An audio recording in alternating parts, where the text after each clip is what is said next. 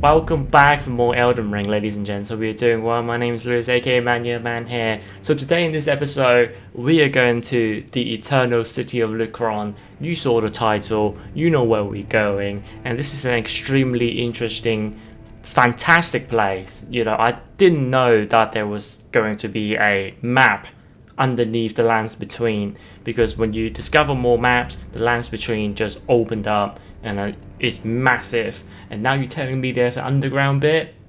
Fine, I'm going to explore that. Of course we are. So this is what we're going to do in this episode. So Neucron, the reason I discovered it is straight after defeating Radahn, and then there's like a star hitting the ground near Limgrave.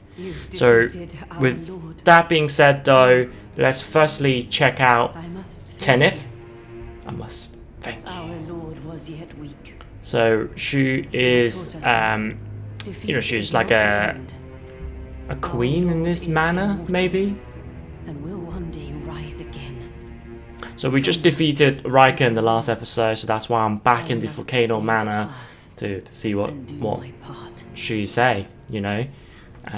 So there's a whole quest line behind Tenith, but unfortunately, because I'm doing it in such a jumbly stages and steps, I haven't completely finished her quest. I always was an admirer. She's cool though. I really like her. I really like the Crucible Knight right next to her as well, protecting her at all costs. As you haven't discovered already, I'm not playing this. I'm not moving with my characters. This is a live commentary. There's not many of these left because once the action ramp up, then you know, my hands will be on the controller, live commentary, live gameplay on this whole shebang. So after you spoke to Tenith, she disappear. We get some sort of gesture. My thanks.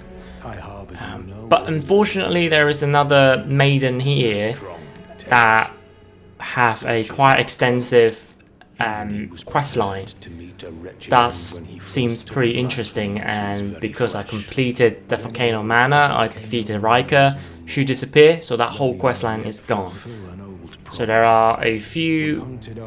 is a few characters quest line that you can still do after you finish the game, and there are a few quest lines that you need to do in the moment, because after that moment is gone, you progress too far, that's it. So there's some good and bad between that.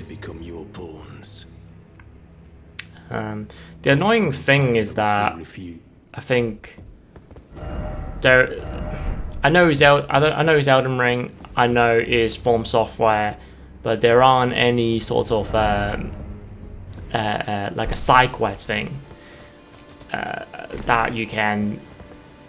There's no like a quest menu, like seeing, hey, this guy needed this help, this guy needed this help. What are the steps to do? It's for you to figure out, it's for you to discover. And that's why when you play these games like Dark Souls, Bloodborne, Elden Ring, it's good to have the wiki out. You know, the wiki will tell you, you can click on various different wiki, various different link, and then you will get to learn a lot of stuff. Because at the moment when I'm talking to you right now, I defeated the game. I'm on my second character already, and that second character is about 10 hours into it already. Doing the knight and mage build, as I said before. So yeah, so this is completed game, Lewis. I know what happened at the end. I know how good Elden Ring is, and man, this game is good. This game is like a 12 out of 10, not even an 11 out of 10. Really enjoying it. I haven't really been playing much, and I will say why in a minute.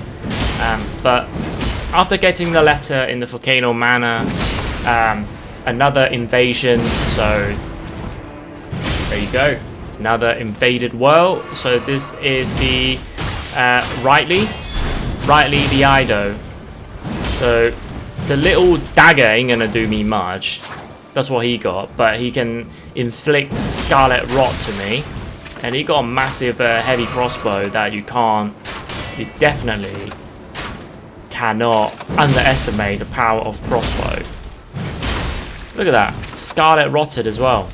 And the Scarlet Rot, you can see like my health is going down fairly quickly as well. So this is a lot better than poison. It's like the Toxic in Dark Souls 2, I would say.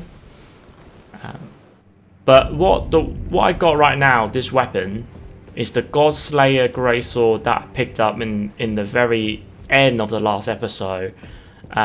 This one's scaled with a little bit of faith and mostly dexterity.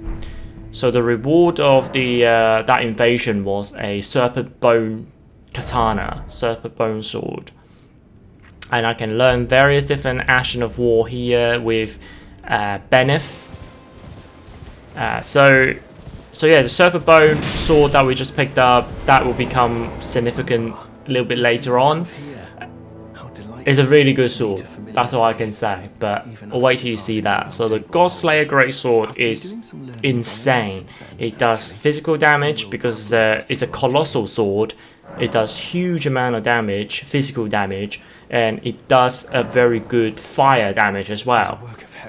And well, when you hit someone, it's like a black flame, but it doesn't actually do the black flame kind of behavior where it slowly take away people's health. It doesn't do that. It's just for aesthetic thing.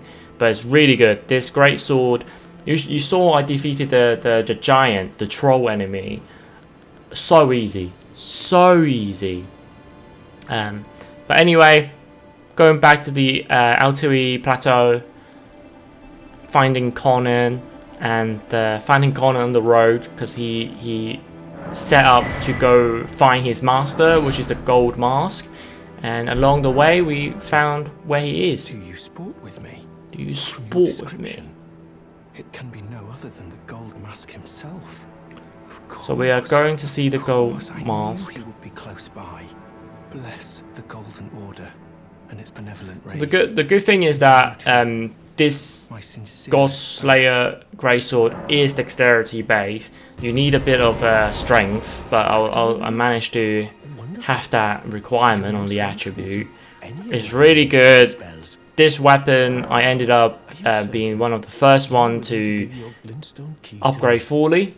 It's actually the first one that I actually upgraded fully. A little bit of a spoiler alert, but I really like this sword. Aesthetically, it's so cool. Look at that. It doesn't look like a proper sword. It's just like things twangling between. Oh man, this sword is awesome. Really like this sword. And this sword allows me to do incredible stagger damage, and also incredible amount of stagger damage and that strike damage. You know, being a big sword, I finally have a really big weapon to deal with. So after speaking to Taupe in the cathedral, we gave him the spare key to get it back into the Rye Academy, but unfortunately, as you can see, he'll come back and he'll actually die. So that's it. That's Taupe's quest line. So this is at the beginning of this, I'm trying to do a little bit of a side quest, but it's really hard to kind of keep track of what to do. So after speaking to Taupe, I'll come back to Corbin. I have become acquainted with the noble Gold Mask. He found the gold mask because we told him where he is, and being his apprentice, he's just gonna follow him along. Though we must do so quietly, such that we not disturb the great master's cogitation. It's interesting to see why Conan and all these kind of priest-looking guys with incantation, why are they wearing like, why are they being like a prisoner? You know, why are they so scruffy? Why are they so like worn down? Like what are the lore behind that? Because they are the believer of the Golden Orders, right? So you would have thought the Golden Orders would have been something majestic, something magnificent. You know, they'll be wearing robes and expensive robes and have crowns and jewelry, but no, they're very scruffy looking. They're like prisoner looking with Corner wearing that round thing on his neck. So another night cavalry. So night cavalry, this is the one interesting things about Elden Ring is the day-night cycle. During the night it's actually a little bit more dangerous and enemies are a little bit more aggressive, and this is where bosses as well, like the night cavalry, will come. So in Khalid there's a night cavalry. In the Weeping Peninsula also, so I'm very close to the Peninsula, also have a night cavalry, and this is where I got the Knight Rider, mace, and then around Liurnia, around Atui Plateau, all of these places have Knight Rider cavalry, have bosses that you need to discover in different time of day. So yeah, so this game is all about just exploration, you know. So this is where I'm gonna go to one of the Evergoer that I haven't been yet, I haven't done yet. So I saw it in the map and I say, okay, let's check it out. And this is where I know this area is easy because this is the starting area. So I decided to use the Godslayer twin sword, the twin blade. So, and another Evergoer. This will be very easy because this is the starting area, like I said, and I am about 80 level, 86 level, I think I am. But still rocking that scale armor. I really like this armor. Bloodhound Knight Dirowin. I mean, look at that. Each attack, he doesn't have a lot of health at all. And this twin blade is plus 12 at the moment, so it's doing really decent damage. Look at that. Blood loss and then gone. Well, the blood loss is on me, but I mean he still managed to whack me with the blood loss before that. So this is the gravitational stones and rocks that you can see out in the horizon. That is where one of the stars have hit Limgrave. So we need to find out what the hell happened. So this is part of the Rani questline as well, but it's also an extremely cool city and an underground city and location that we'll discover in Elden Ring. And just like at the beginning when I start the video, when I know about there's a city underneath Limgrave, or there's a maps, there's area to discover underneath Elden Ring, the Lands Between, I was like, holy hell. Like honestly, I don't know why I didn't expect this, but I wasn't expecting there was gonna be another area. It's insane. Right, but finding how to get down there was troubling me, so I started looking around. I'm not trying to look at how cool the place look. The place do look cool. I'm not saying not digging it.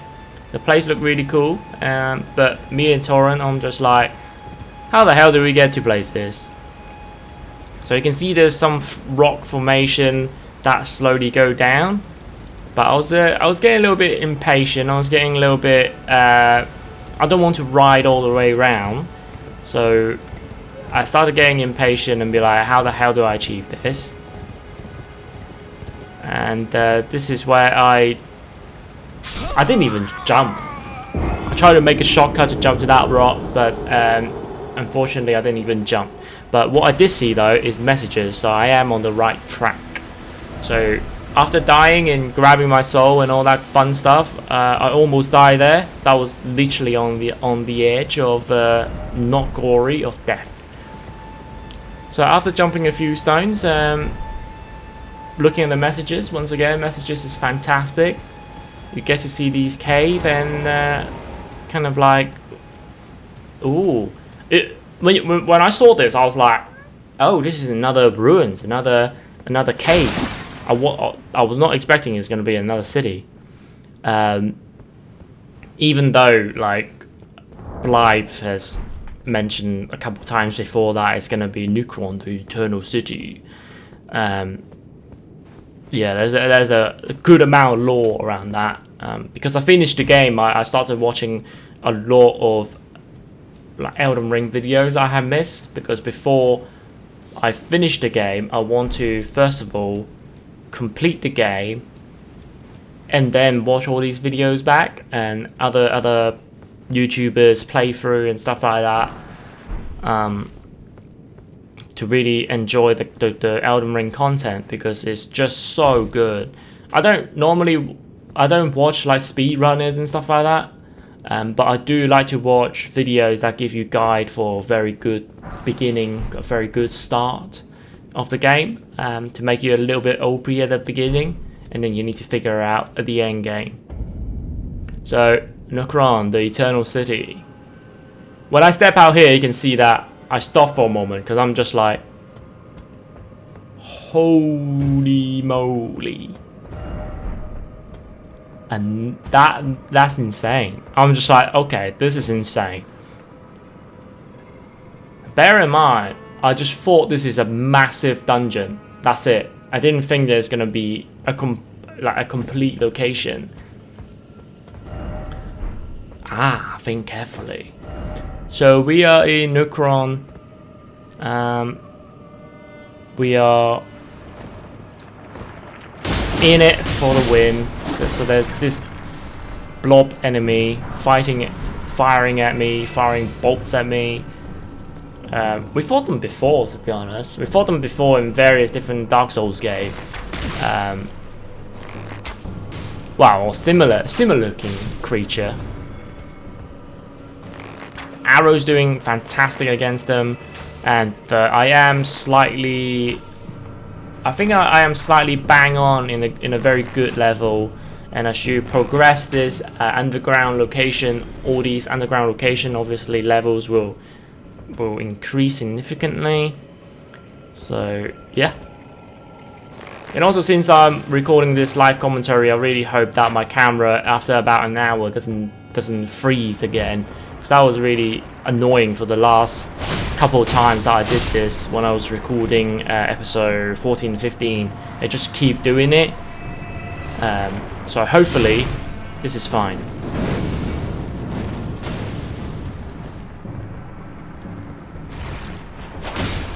So all of these blob is really no match to me, you know. They can continue to fire their little sting, but you know what? I'm fine. So Ruin Arc, I can't believe for the entire playthrough I have not used the Ruin Arc at its fullest purpose. And yeah, no, now I know how to use them. Before, this is Idiot Lewis. Idiot Lewis playing the game right now do not know what I use for, and do not know the importance of it. Yeah, I'll review that in a couple episode time when I'm just like, oh. When I discovered it, I'm just like, oh, I'm almost like 60% into the game, and then I discovered that I was just like, I'm an idiot. I know I am an idiot, but so using the Godslayer Twin Blade, we used this before back at the beginning of Lendell in episode 14, 15, that kind of thing. It's a really good weapon. It's fairly fast. The first attack doesn't do a lot of damage, but then the second attack do quite a lot, do the base damage kind of thing. But because those two swipe is fairly quick, you can deal quite a lot of damage. So one thing that you could do for the twin blades is to inflict bleed. So bleed in this game is so damn OP. To me anyway, I think it is a little bit too OP, but that's the fun of it, right? It's a PvE game. PvP wise, I think they need to nerf it, and I think they will. They started to nerf weapon and magic and incantation. They're starting to nerf this and tweak the multiplier or tweak the damage just for PvP and keep the PvE separate, so they have like separate stats for separate thing, which is a really good thing to do, because I know the PvP scene is fairly big. You know, with more people playing this game, more people would like to inflate people and be difficult, you know, and there will be more and more people enjoy PvP, and I think there's a community on that. But for me, I absolutely love PvE, and I'm so glad that none of the trophy requires you to do PvP or force you to do PvP, because in Dark Souls 3 and I think in Dark Souls 2, you have to get a certain item called, not the fingers, is it the fingers? But you have to get the certain items that you get after you beat people in PvP. And I remember in Dark Souls 3, I played a lot of PvP because of that. And I'm not saying it's not fun, it's fun. But for me, I play these games for the joy of exploring and, you know, getting better at the bosses and stuff like that. Not exactly beating other players. But I do think they should have an arena-based type of PvP though, like a proper multiplayer mode. We see all these Colosseum around Elden Ring. I think it would be a very good idea for them to open them up to be a PvP arena, so people can queue up and they will match up to players hopefully around the similar level, plus minus 10 kind of thing.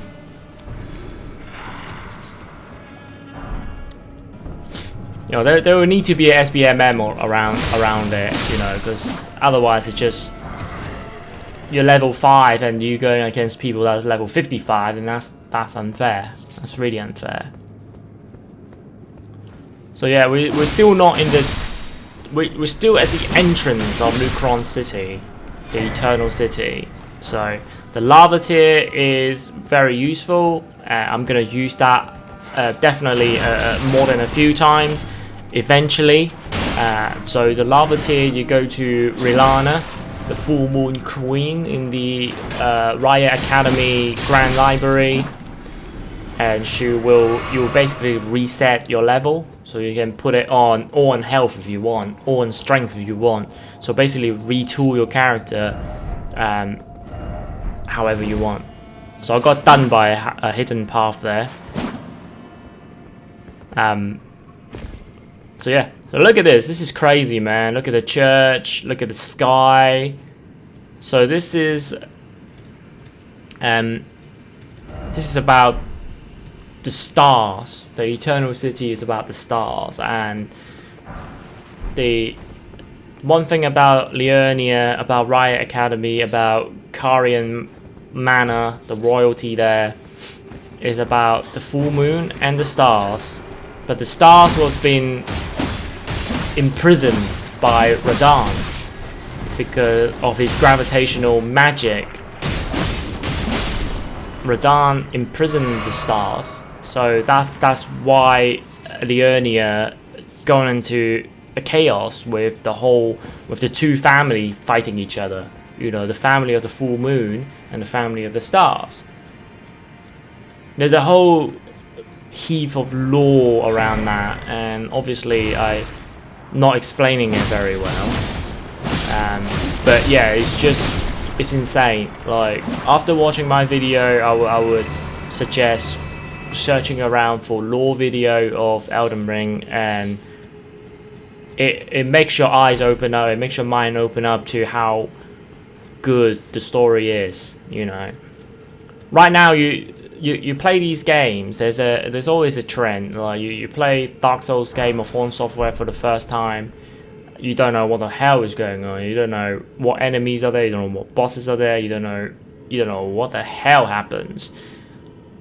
That's the beauty of the first playthrough, and I'm so glad that I was able to film it. I was able to see how well I done for Elden Ring. Because once you experience the game first time, it doesn't matter if you come back 10 years, you still kind of remember what the hell is going to happen. You learn the game now, so whatever the game is, it's not fresh anymore. And the second time, the third time, the fourth time you play these games, or 10 years you come back to play these games, it's a different experience, and that's why From Software game is so brilliant.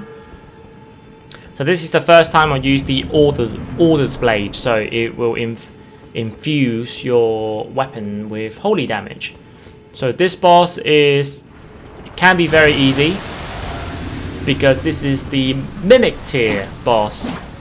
Hey, it's me! There you go, Mimic tier. So I'm going against myself. And yeah, I'm going against myself, Manyouaman against Manyouaman. Luckily, I didn't wield my katana, because otherwise they will inflict a lot more damage. Look at that, Black Flame Tornado. That actually was really good. I saw him use it. I was just like, I need to use it too. So he has a few Estus flasks. 1 or 2, so not many. So I know that, okay, since he has flasks, I need to be aggressive. You fucking fireball me, how dare you, right?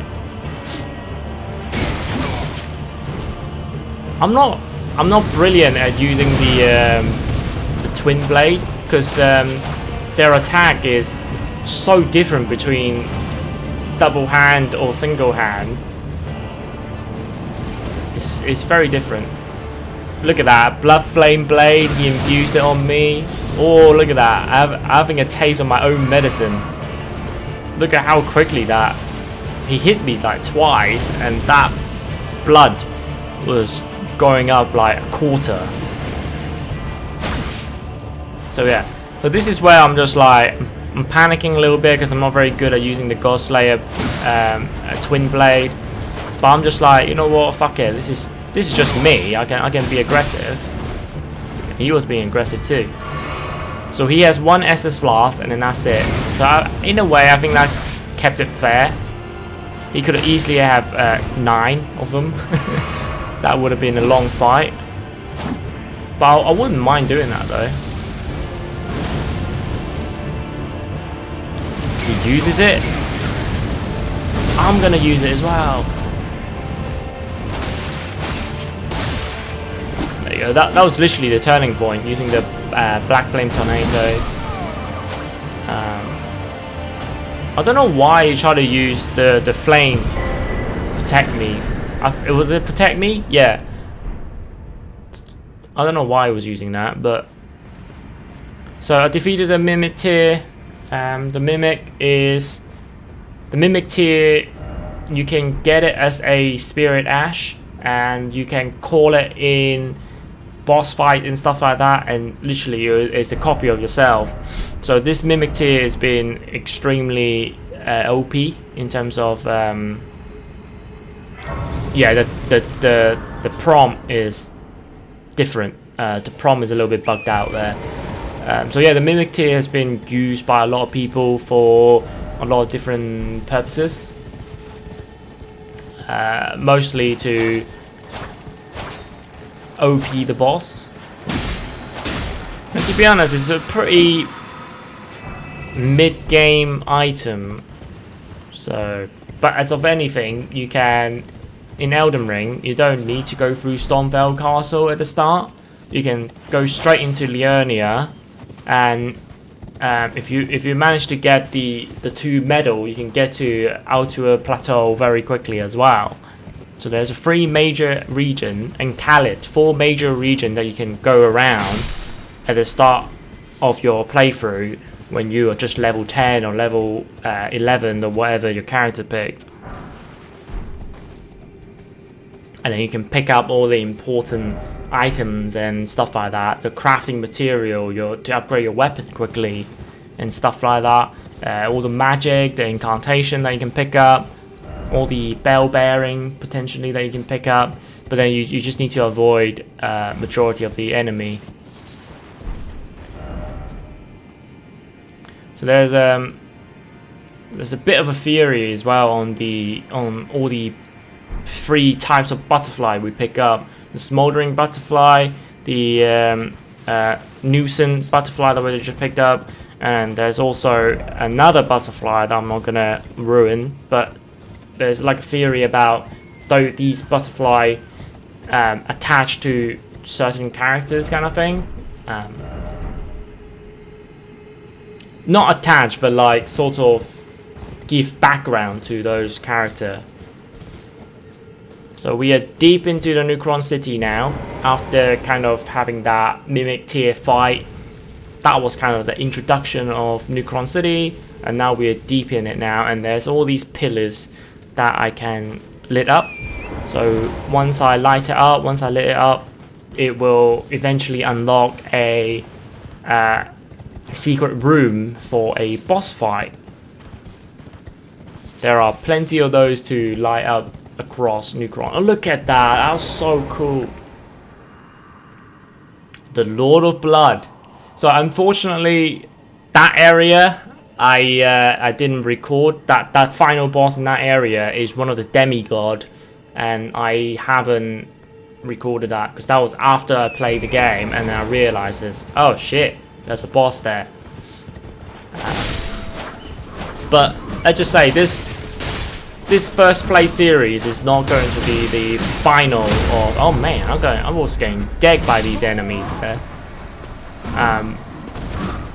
Yeah, this first play series is not going to be the final of this series. It's going to be just my first playthrough. So me myself, I can look back on how I play the first time. I think I play fairly well, you know, being the Dark Souls, Bloodborne, like From Software veteran, let's just say.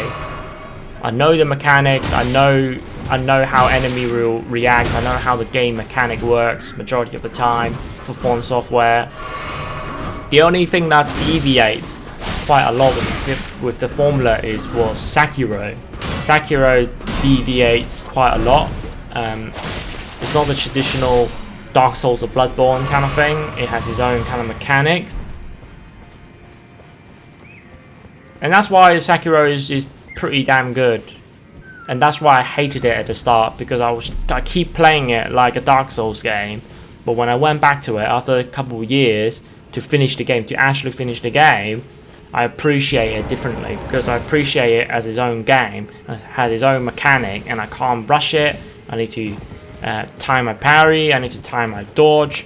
And once I got that in my head, I play a lot better on Sekiro, and ended up finishing Ashen and Ashen, and then ended up finishing the story and then getting the platinum afterwards as well. Serpent Bone Blade, there you go. So densely packed row of spines that jit away from cutting edge are coated in lethal poison. So this Serpent Bone Blade, I started looking at it. I definitely have the requirement, and it doesn't build in bleed. It builds up bleed. It builds up poison.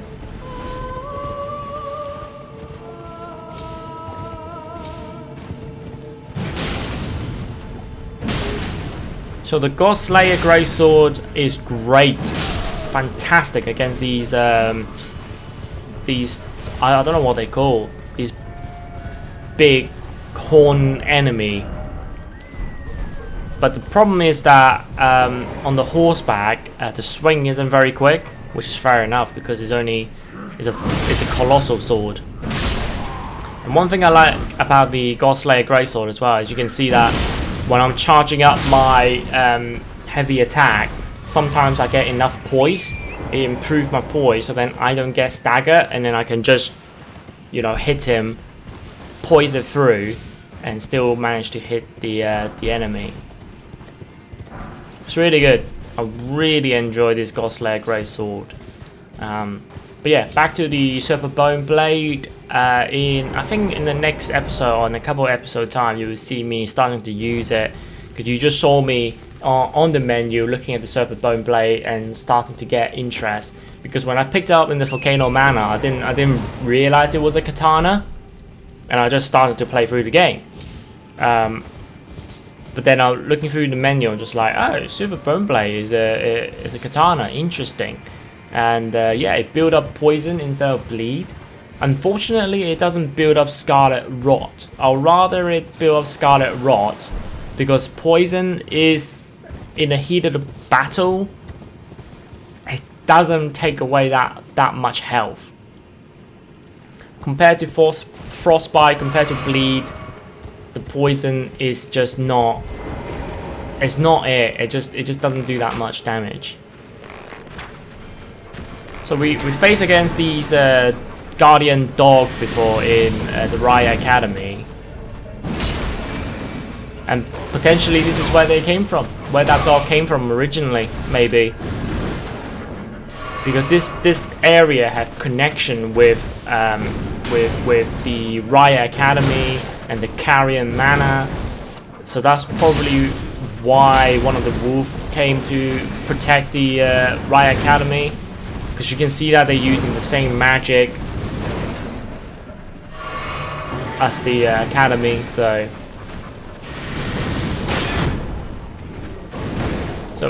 back in the Academy, when I was beating this boss, it was easy because I called the summon in, but this one-on-one in a tougher area, yeah, he's a lot more difficult. And I was thinking, when I was fighting him, I was thinking like, okay, he just keep jumping around, he's ultra aggressive, my Godslayer Greatsword is simply just not good enough. I'll get a hit in, and then I'm vulnerable to the majority of his attack, because I do a swing and then it has quite a long time to recover. I do like that little roll though. The roll, after you roll, you do, when you press R1, you do a little stab attack. So I like that attack actually. I really like that attack.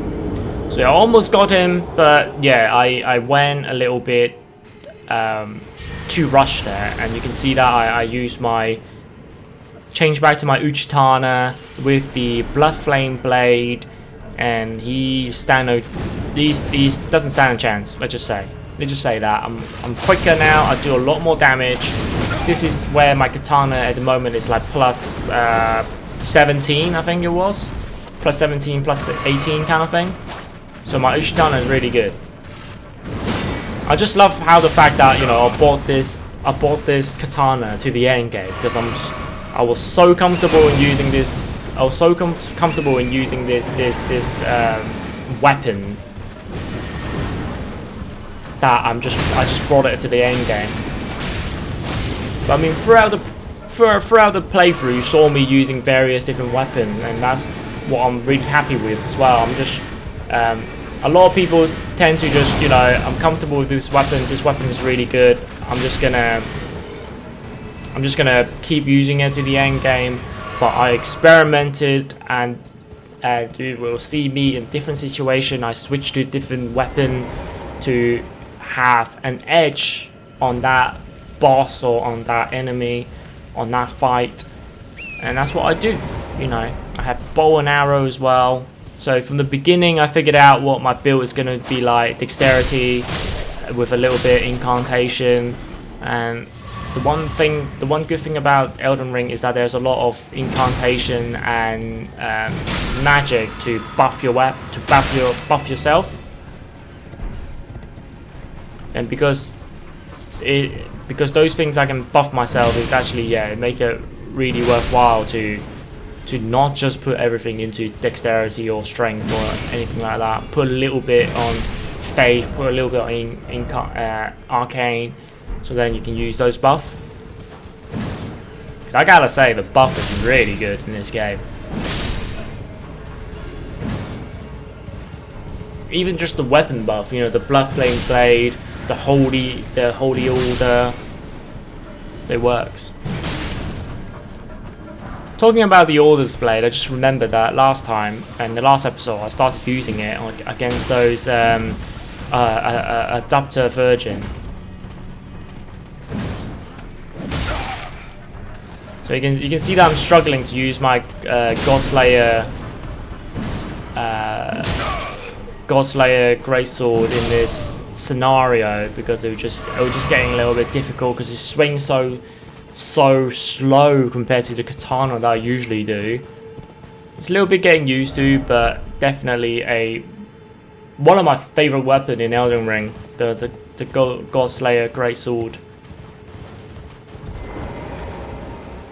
And I think the a little bit later on you will see, but my Uchihatana with the double slash Ashen of War, that is pretty sick as well. I really do like the Uchihatana. You got really good base damage, physical damage.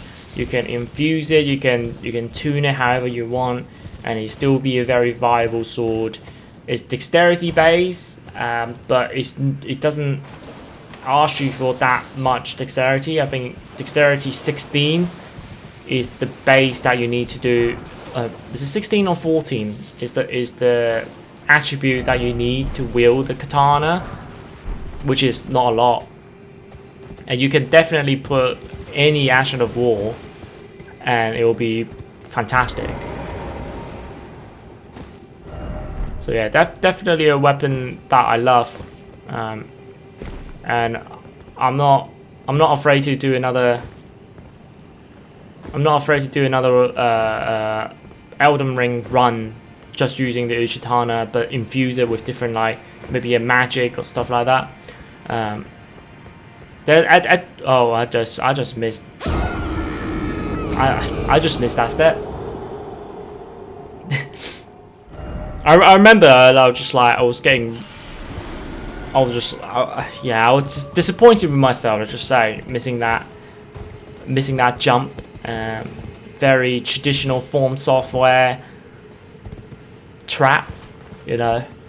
Oh, I can just walk around, do. Ah, shit. But we're back here now. So if I remember correctly, this is a talisman. Oh no, this is not the talisman. This is like it was one of the consumable items that you can use. It uses your FP, but it creates some kind of magic thing for you. Never used it.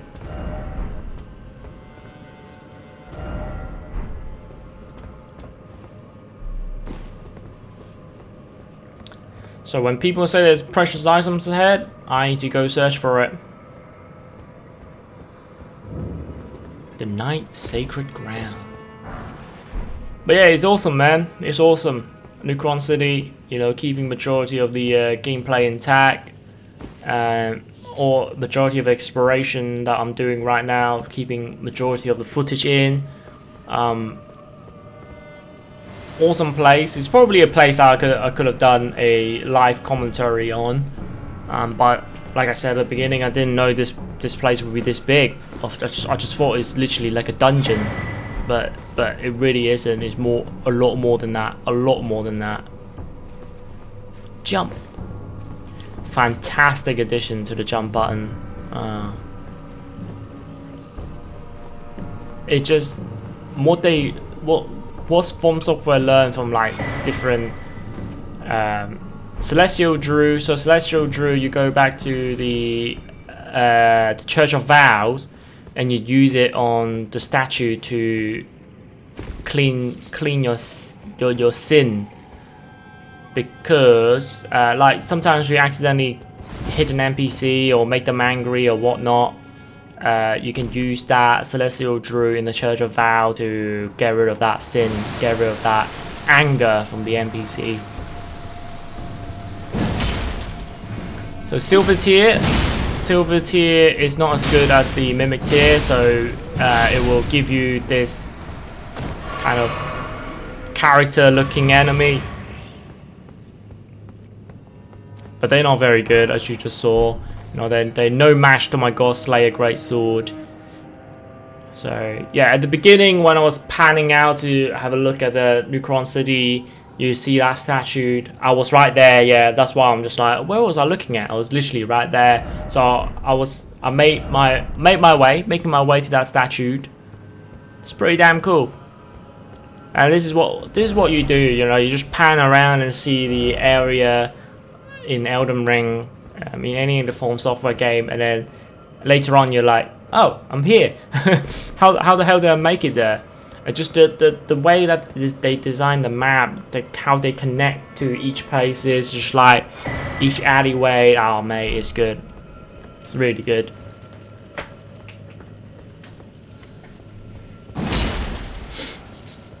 So got another stone sword key statue, but this one have an enemy in it, so it needs to be careful. Sneaky. I got a dagger talisman earlier, and you know, dagger talisman, of course, that's gonna be critical attack. I say earlier, that's like 2 episodes ago that I got it. Oof. Oof. 771. Damn. That's why I'm excited to do a dagger. Let's just say Mimic Tier Ashes. Yeah, there you go. That's where you get it. And this is where I don't use the Spirit Ashes that much. I started using a little bit more later on, especially in dungeon bosses, because the bosses is kind of a duplication, let's just say, of previous other bosses, but just cranked it up. So I did start using my Spirit Ash, mostly Latella, because I think she's fantastic. She uses her magic arrows, and I usually go in for the close combat. And for Latella, she does not move, so she will always like stay in the location that I summon her. And she just fire her arrow, and her arrow is very long range. And yeah, love that Spirit Ash Latella. It's good. So I'm thinking of doing a character. Obviously, I'm currently playing through a strength and magic sort of build character, and then after that, I want to do a assassin build kind of character. So using sword like the rapier sword, using daggers, rapier, dual daggers, no shield, no nothing, maybe a little bit of faith as well, so then I can buff up myself a little bit. And then I'll use I'm thinking of using the crossbow instead of the short bow, because I never use the crossbow. You see that magic ball started moving around? And this is where I started using the arrow tactics. So the arrow tactics is incredible, because you can just cheese every single enemy. Look at the amount of arrow he has. So after cutting through a little bit, I started using the flame slaying to defeat the ball. You know, the flame slaying has been with me since the early game, and it's still proving its worth. It may not do that much damage, but it's still a bloody good incantation to keep around. Definitely.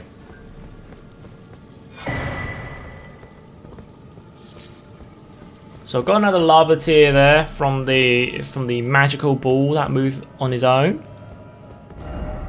Praise the safety. So this is a church area. Defeated.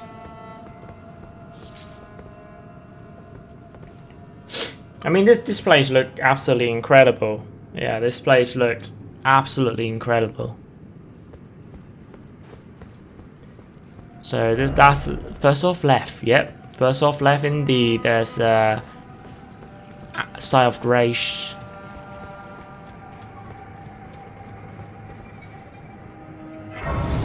Lost Grace discovered.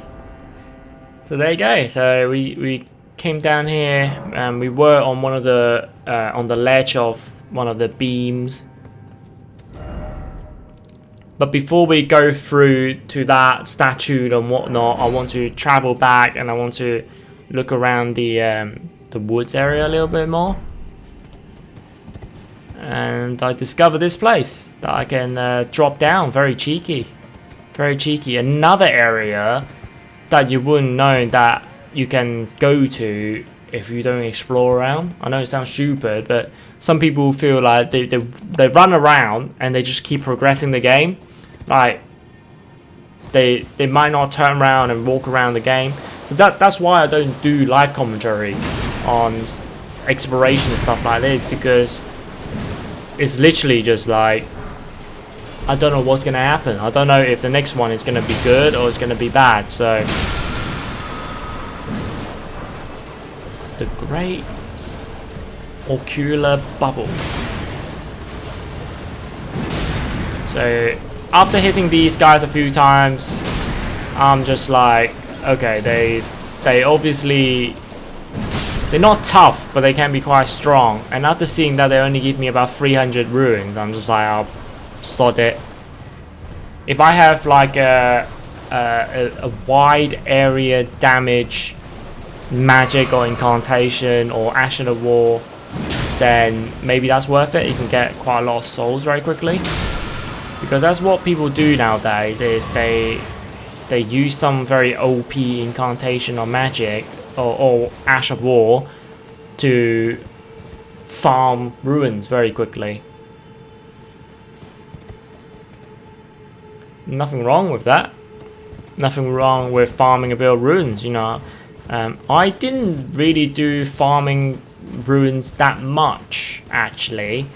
I went to the Khalid one, on those little guys where you can get about 1,000 ruins for each of them, and they're quite weak.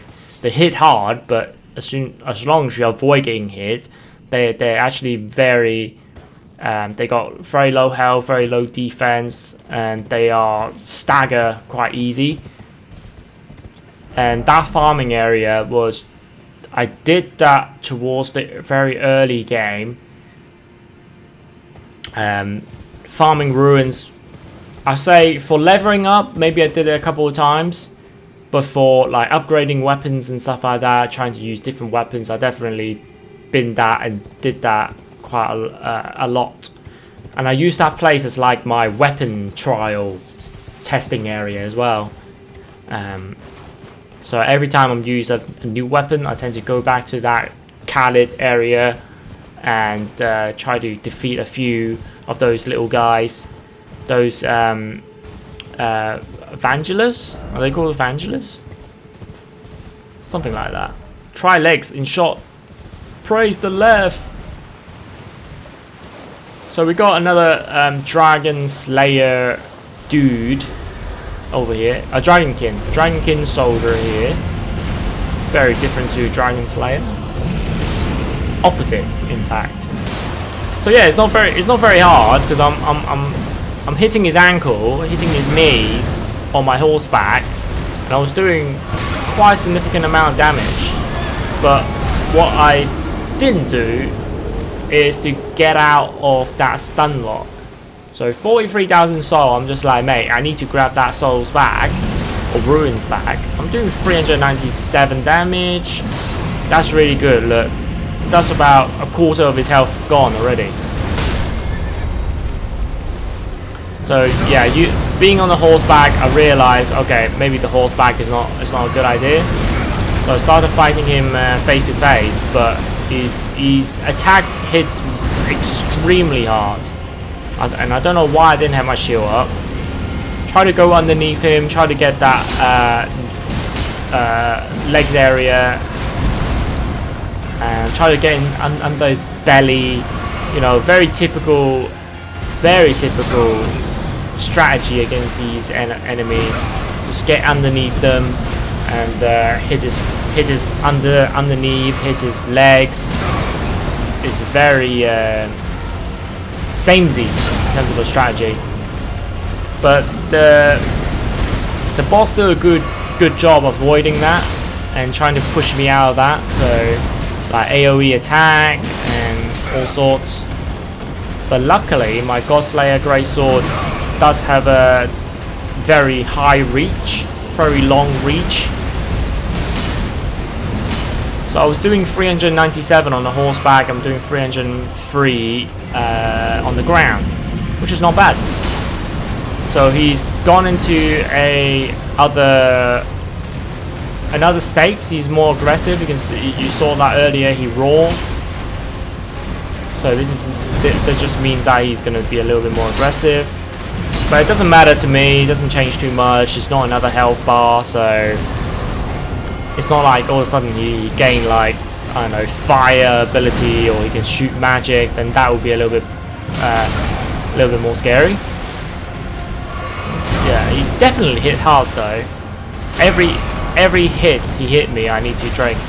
You can see that I'm now out of flask, but I only got a little bit more to go. Missed that strike. Luckily, I forward dodge his Grand Slam, and I got the best of him. 16k though, that's not bad at all with the Dragon Halberd. But yeah, the Godslayer Greatsword was definitely the weapon of choice there. I think my Uchihatana, probably with the Blood Flame, will do better. But it wasn't a guarantee, so I enjoy using this though. I enjoy using this Godslayer Greatsword just to whack the boss. Definitely the weapon of choice around this area. Because let's be honest, I was getting a little bit bored using the Uchihatana all the time anyway, so we got the Miracle Soul Seal earlier from that waterfall. So that is it'll improve your attribute for your mind, your intelligence, your arcane, and also your faith. Whereas the Radahn Soul Seal or Scar Seal will improve your vigor, your endurance, your strength, and your dexterity. So yeah, Miracle Soul Seal or Scar Seal is more for the mage sorcery faith build, and Radahn is more for the typical everyone, because everyone needs strength, and everyone needs dexterity, and everyone needs health and stamina. So maybe not when you're a mage, but mostly for knights and stuff like that. So that's really cool though. So these haunted guys with arrows, they are the most annoying fucking thing, because they're so accurate. Not only that, but they're so they hit hard, basically. The arrows. Look at me, I got arrows all over me. But luckily they don't have a lot of health. But other than that, that's just yeah, two strike on my Godslayer Greatsword. The sword is currently +6. Not bad damage at all. There you go, got 2 Crimson Flasks now.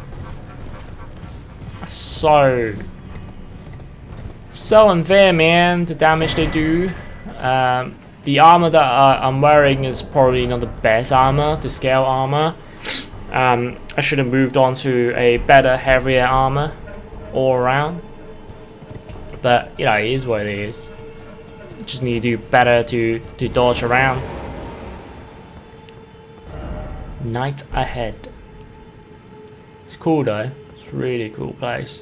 It's just aesthetically it looks so different to Limgrave, to the Lands Between, and like I mentioned before, like the area that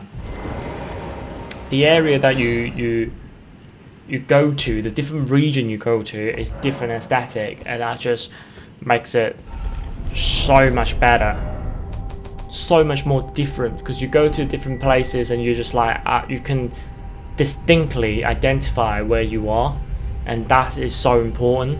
It's just like, oh, I'm in Limgrave now, oh, I'm in Khalid because it's all red and pink and death and all that stuff. Oh, I'm in Liurnia, is magical, is water, and it's all that. Oh, I mean, Lindell is gold, is beautiful, is lively, you know? It's like an autumn vibe. So this is how you get to this Colosseum. Because when I was exploring Khalid, I did cut out that content, but I don't know if I mentioned it or not. I was trying to find my way to the Colosseum, where the massive pot was in front of it, guarding the door. I was trying to find a way. I spent like a good 10 minutes trying to jump around and see like, oh, can I get to that? The answer is no. The answer is I need to use a special entrance. So what could it be? What could it be? What could it be in front of this misery Colosseum? Plenty of giants shooting arrows at you. We know this already because we can see there's giants there as well. When you get close to the edge and stuff like that, you can actually see the giants are guarding the place, which is awesome. It's all about like what you look at. It's awesome. But the giants is no match to my massive greatsword. He's cheating. Well, he was cheating a little bit by getting to that rock, so that I can't hit him. I wouldn't say cheating, but so another giant was shooting arrows at me, so I know I need to kill him quickly. And kill him quickly, I did. Also got hit as well. So these guys inflict magic damage as well. These arrows. But yeah, back to Khalid. You can quickly identify where you are by literally stepping out the door. It's all red, it's all pink, the sky is orange. Everything everywhere is dead. Khalid, definitely. But yeah, this is an episode of the Neucron City, but at the same time, is the greatness of the God Slayer Greatsword. Even when he have braces on his ankle, doesn't matter. I'm doing 296 damage still, which is not bad. Take a bit of time to kill him, but you know, all I need to do is to make him fall over, and then get the heart, and I do 7,773 damage, which means every time you get the statue staggered and you go for the critical strike, they will die. That's it. That's all. So you really need to do a good job trying to stagger them. I should have used more R2 attack to stagger them. Maybe 2 or 3 strikes. I reckon I can do it. So this massive pot finally got to the area that I wanted to go to like 10 episodes ago. And yeah, I was riding around just like, oh, why was I not able to talk to him? But because I'm on the fucking horseback. If only I had a grace. Suffering. So yeah, so I was being an idiot. I didn't realize until I walk around just like, oh, there is a talk. There's a talk option, but I can't talk to him. Why is that? Oh yeah, because I'm on the fucking horseback. I still haven't discovered it yet, which is funny. There you go. These are usually the content that I cut, but I thought, you know, let's keep it in for the fun of it. And then now I kind of realize that I need to get off my horse. You can now see the Knight of the Great Jar. So this is the Knight of the Great Jar red summon sign. So red summon sign, I thought, oh, is it? I missed a cave there. Red summon sign, is that similar to the volcano mana at the start of the game, or the start of the episode, I should say? But no, just look back, and they're the red summon sign. So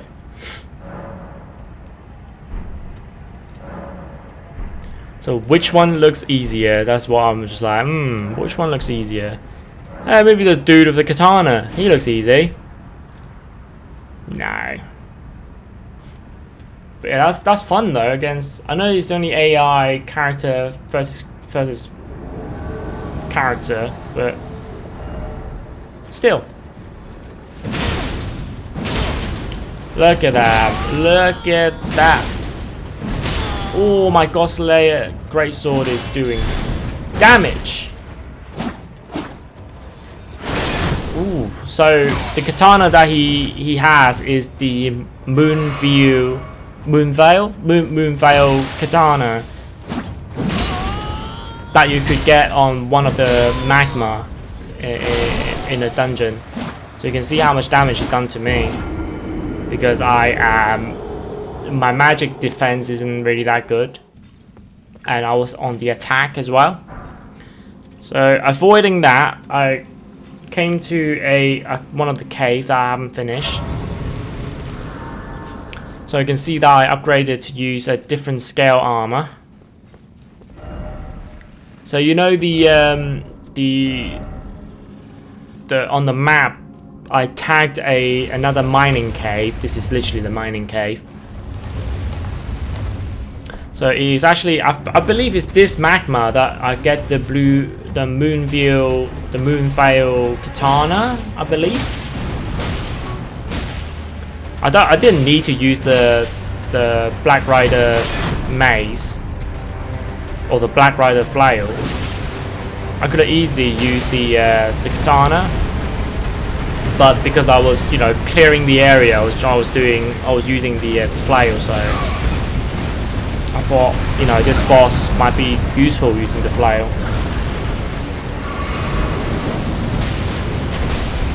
So yeah, it's pretty on cue, you know, talking about the magma, and the magma is here. So these magma are scattered. I think there's a couple of them around Elden Ring, and they're not difficult, but they can definitely be annoying to dodge, especially that little charge attack. When we were in the Volcano Manor, we actually fought one of these in the lava pit. You know, the one that I used the dagger for the quick step. So you can see that his lava attack can definitely do quite a lot of damage. And this is where I quick swap my lance talisman, which I always forget to change when I'm in duels, when I'm not on the horseback, to the fire protection. +1 actually, or +2, no, +2 I think it was. So after getting the magma, this is where I got the Moonveil katana. The unique skill is to transcend moonlight, which is literally what the invader used. Pretty good. It's also a weapon that PewDiePie uses when he was doing the no death run. It looks pretty sick, to be honest. It looks pretty damn good, power wise. So all of these summons have changed. Not everyone. They don't stay the same. So now I'm ready. I got my shield. I got my katana. I got my Bloodflame blade. I'm ready to fight these guys. The Godslayer Greatsword is good, but I'm not as well versed using a big weapon in a PvP situation.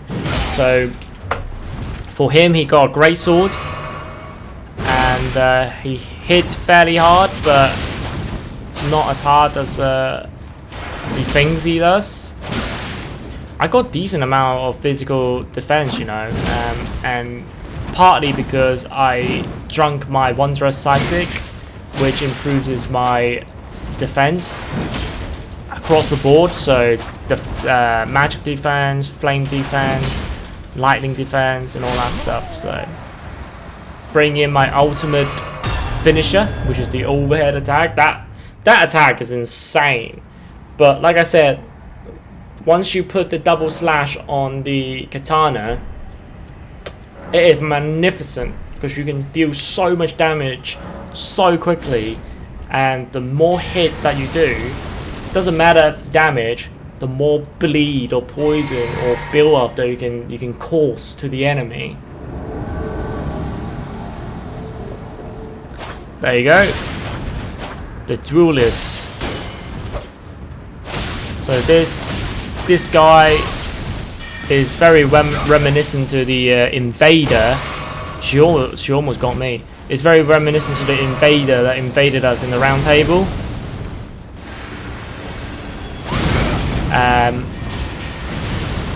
Ensha, I think her name is, or his name, but that's her character. We actually got the armor set for it. Bloody hell! Look at that! Look at the amount of sorcery she's pulling off.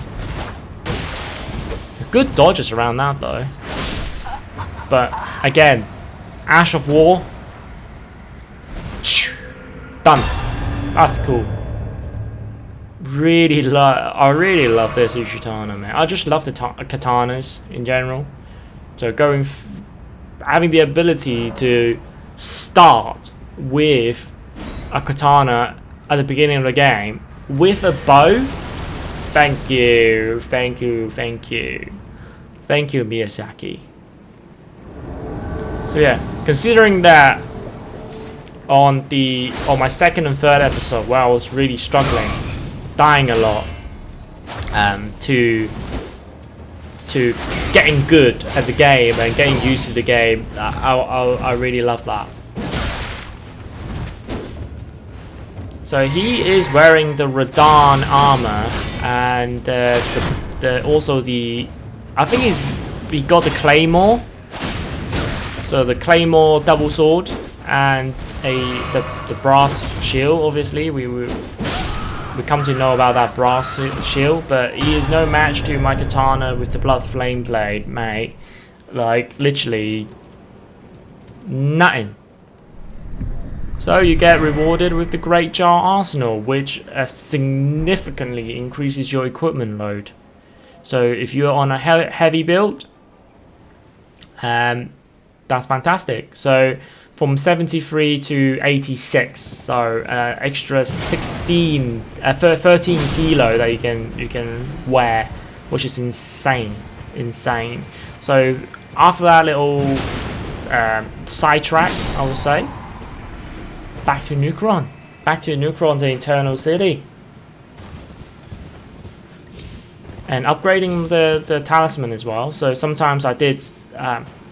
When I wanted to wear heavier armor to improve my defense.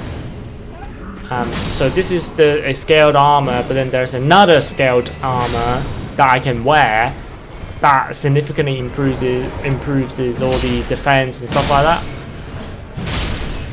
And when I do wear that, I need to wear one of the Arsenal jar or other. Yeah, definitely need to wear the Arsenal jar so then I can increase my equipment and so I can wear heavier armor. So obviously swinging around with the great sword like this as well. The great sword is heavy as hell. I still have my shield, and I think the great sword itself is roughly about the 2 katanas that I wield sometimes. Oh, I'm getting decked there. Yeah, so sometimes going on horse ride again, these guys, it's not a great idea, especially on a very slow swinging weapon like the great sword. Well, this is actually a colossal sword, so it's swinging even slower, but it definitely do huge amount of damage.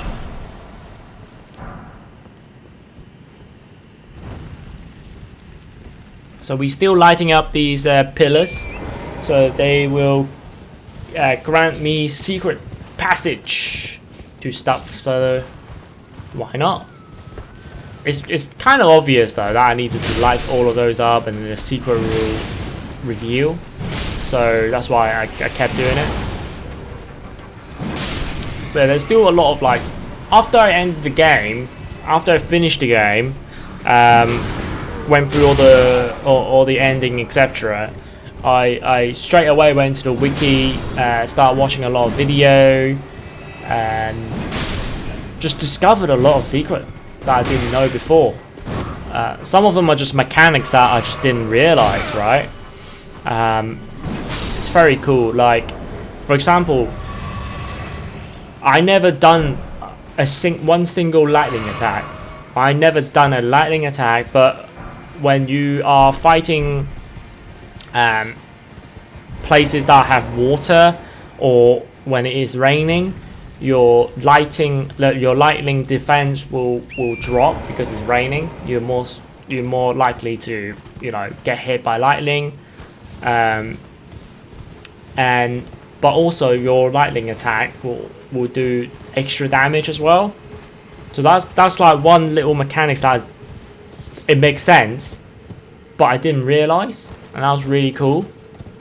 And just tons of other secrets, like places that I've been, there is an extra spot that you can explore and all of that stuff. That's really cool. And this is essentially just me running over to all the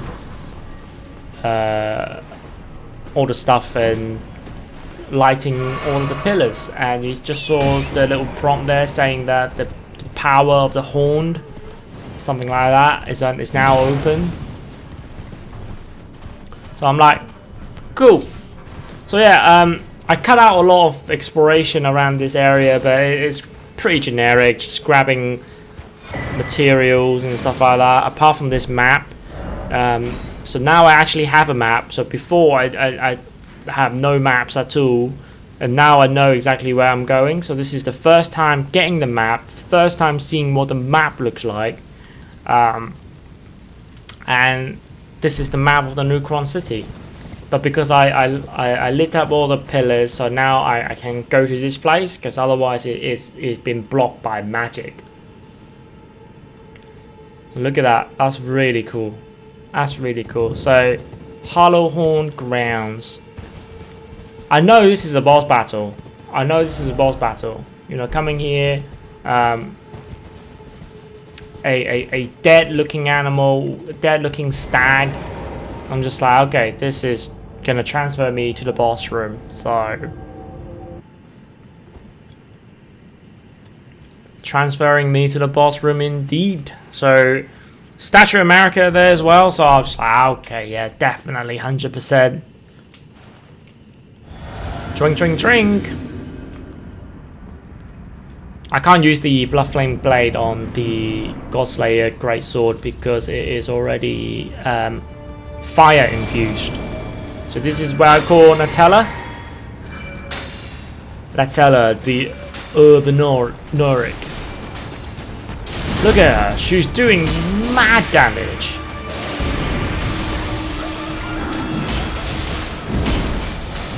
She's doing insane damage, look at that. That's cool though. Yeah, she's doing barely any damage on Natella. I think Natella at this stage she's a +7. I do a lot of damage, she does a lot of damage.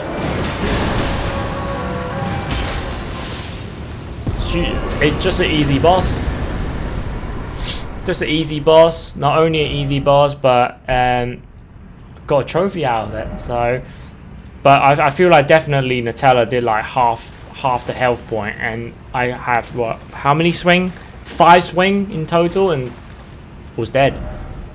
So yeah, not a great boss. Not a tough boss. It's cool looking, but not a tough boss. Right, so after some deviation, we come back to this bit from the middle of the video. You know, the one where I look down and there's a statue and all that stuff. So there's a few silver tier. Silver tier with a great shield. It's not gonna help you, brother. That's what annoying about the great shield sometimes, is that it doesn't do, it's not exactly 100% defend negation.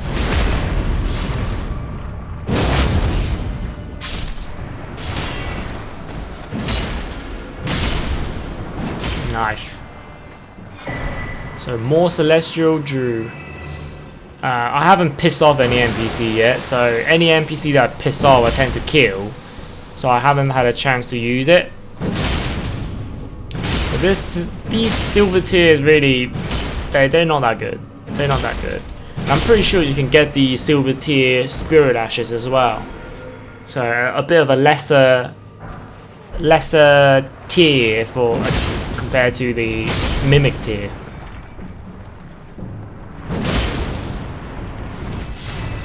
Don't underestimate these guys. These guys can hit hard, but my greatsword is just fantastic. Fantastical. But yeah, talking about the oh, that's a bigger enemy. Oh, it's just a troll. Yeah, talking about the my greatsword. Talking about greatsword and magic.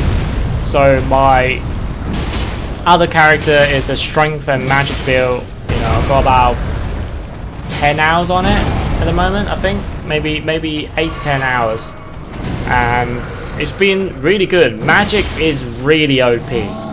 Holy shit, magic is good. Like, I'm just shooting magic far away to defeat the enemy, and it's insane. It's insane how much damage it costs. Some of the bosses like Godric, like Margit, they're so easy. They're so easy. Like, I can't believe how easy Godric was. I'm just standing away a little bit, pelt him with a couple of sorceries, and then he'll go mad and come attack me. I dodge that, and then I whack him with my greatsword, which also do really good damage, and I infused it with magic as well. I don't know why I infused it with magic, because I'm not doing a magic build. I'm doing focusing on strength. But I think at the early game, because my strength and my my magic was fairly similar, so that's why I infused it with magic. But now I'm starting to increase my strength. So Finger Slayer Blade, Great Ghost Growth Word. So the Great Ghost Growth Word can get the Spirit Ash to +10. But Finger Slayer Blade, the hidden treasure of the Eternal City of Nokron, a blade said to have been born of a cause. This blood-drenched fetish is a proof of the high treason committed by the Eternal City and symbolizes its downfall. Cannot be wielded by those without a fate. So this dagger or blade is a key item for Rani's quest line, which we will continue in a few episodes time. Right now I didn't know what the hell it does. So going back to the woods, there's like a little side path that you can come down here to. So why not a couple of Crucible Knights? They're easy, right? I've got my God Slayer greatsword that I can kill God with. I don't know how I failed that backstab. That was a bit BS, to be honest.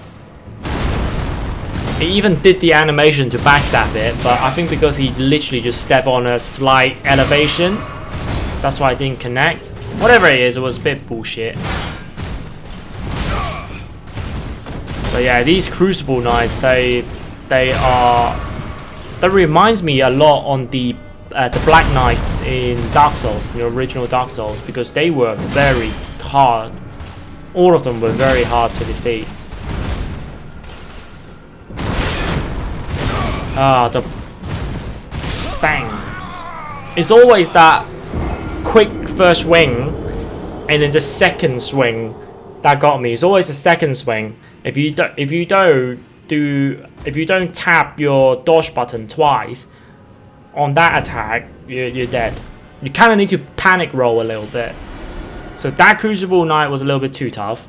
Well, not too tough, but I was just like, okay, before I deal with him, I want to search around the place, because he was just doing a patrol around that area anyway. So I got my katana back, because I feel like the katana is a lot better, a lot quicker, definitely hits harder against those Crucible Knights. So that's what I did. Turn around. Ooh, there's a Crucible Knight with the spear. Be sneaky. Be sneaky. Get the dagger talisman, of course. And I fucked up the backstab. Of course I did. That's a little bit bullshit though. I don't know why it didn't happen. I think you can backstab these. Oh, I think you can. I think you can backstab these guys. And then these lesser enemies started to having a party. I thought, okay, let's join the fight. And to be honest, they were decking me before I put the shields up. So mano a mano this time with my katana. This guy doesn't have a shield, so I know I can go wreck him as much as I can.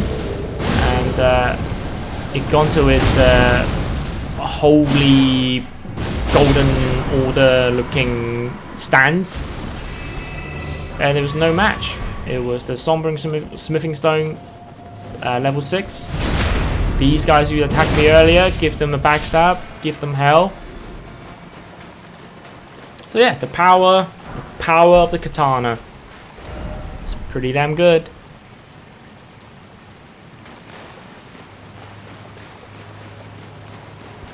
This is towards the later area of Neucron City. And this is where we will progress to the next area in a minute after boss fight. A boss that many people struggle with.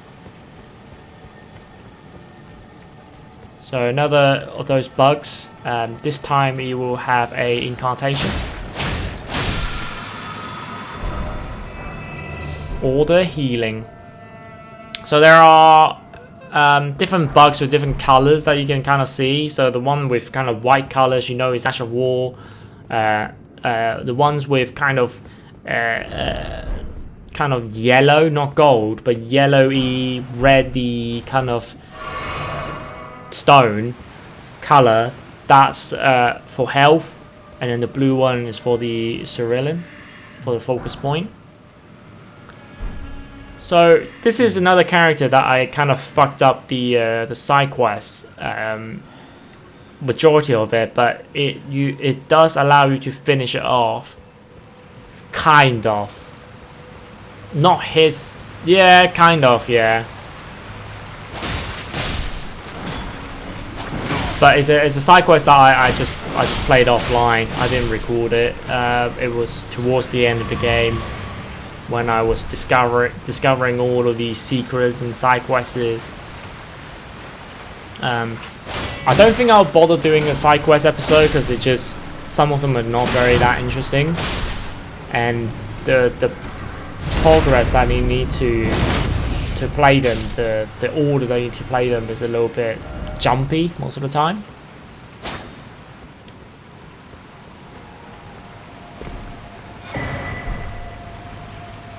Another ruin arc that I did not use. So well, not to spoil anything, the ruin arc acts like very similar to humanity in Dark Souls. That's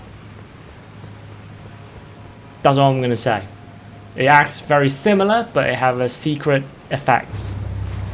So Valiant Gargoyles, another one of these gargoyles. We faced them before at the stairs of Lendale, and I got Nutella in. For some reason I didn't think it would be a boss, so I went in like didn't buff anything. I haven't drunk my once Resisic. The order, you know what? The holy damage against these guys is actually pretty good. But unfortunately, I got killed there. 27,000 salt. And going back to what I was saying earlier, that I didn't finish my fort. The reason I didn't do a lot of room farming is because even when I die, I always prioritize picking it back up, picking my runes back up, and surviving long enough. And I never lose a lot of my runes. Like completely lose my runes. I've done it a few times, but yeah. So a bit of a different strategy here. I just started to rain in on him. He poisoned me, but luckily I got the cleanse me incantation. So you see another health bar. So twin blade one is coming. As soon as I saw the different health bar, I know that, oh shit, I need to defeat this guy really quickly. Because I got him in the corner, I dealt him shit amount of damage before he did the little poison thing and bashed me out. So I know that, okay, I really need to get this guy done. As soon as I killed that guy, and then the twin blade gargoyle came in, I know, okay, you're easy, you'll be alright, like, I'm not worried about you. He did do a bullshit attack, but I'm just like, okay, I'm not worried about you, because I know I can deal with one at a time. And that's why I think a lot of people struggle with these gargoyles boss fight, because it's a gang boss.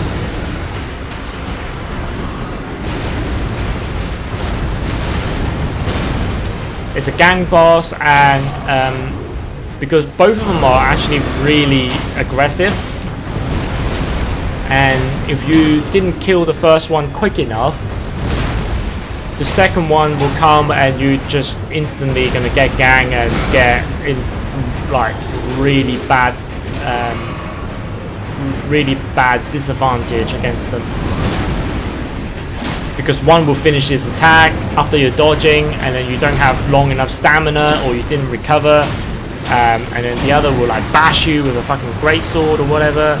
Yeah, it can be annoying, I understand. All of those spinning attack, luckily I missed a few of them apart from the final attack. But yeah, these gargoyles is not bad at all. Once I got down to like 1v1, I know I had him. So that was lucky, because he was about to do a massive axe swing, but then because he was standing on top of a rock, and then that rock just broke. So that's why he had that animation that he just dropped down. That was lucky. So we got the gargoyle's great axe, and I got the gargoyle's great sword. So yeah, not too bad as a boss. Not too bad as a boss at all. So after beating that boss, there's another nemesis of mine, the Crucible Knights.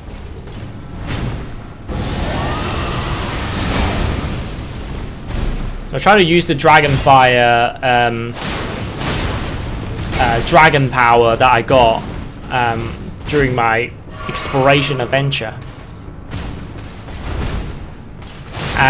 It wasn't very effective because the dragon fire uses up quite a lot of FP, and for me, I literally haven't used my FP at all. So got him down to half health. This is where he's starting to go crazy, more aggressive, have the ability to fly around. Yeah, that's the double swing attack that you just need to kind of roll. So this is the funnier thing. You need to dodge his attack, and that slam attack usually break your guard, whatever it is, and then this is where you kind of panic roll.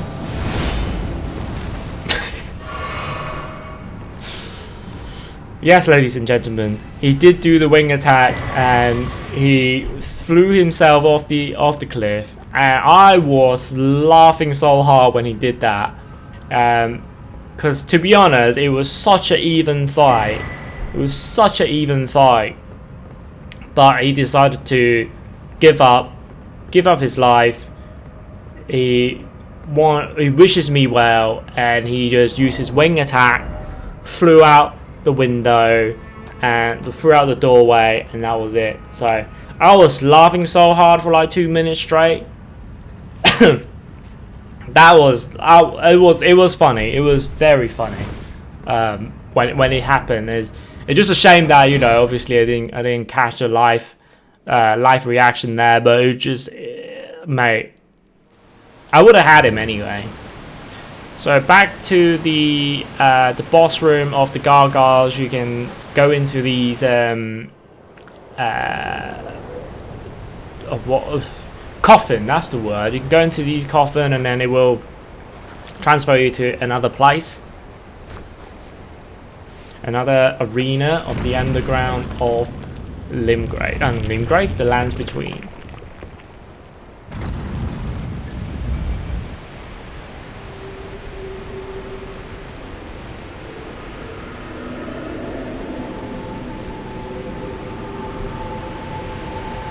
And that's it. Look at that magic elevator. Magic elevator on the literally against the waterfall.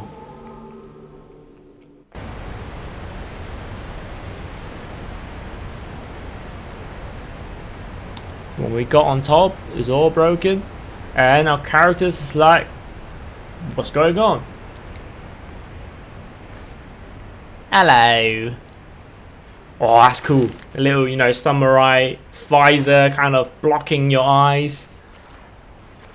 I really like this set.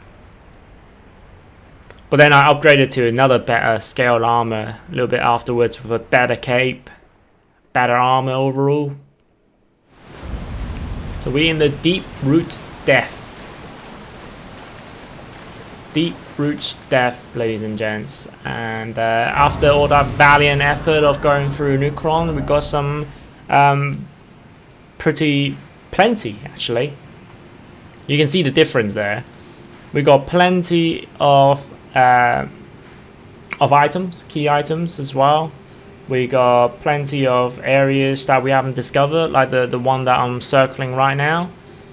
So I decided to go back to it and check it out. Right, ladies and gentlemen, I think this is pretty much the last part of the episode. You're going into another boss fight, and I'm going to leave it there, leave the boss fight playing, because this is literally not a difficult boss fight at all. So yeah, I hope you guys enjoyed this video. In the next episode, we will be going through the Deep Root's Death and more Elden Ring, more exploring the underground of the lands between. So if you enjoyed this video, click the like button, put a smile on my face, subscribe to my channel for more things Elden Ring and any other games I play. Stay safe out there, keep calm in the video game. Peace.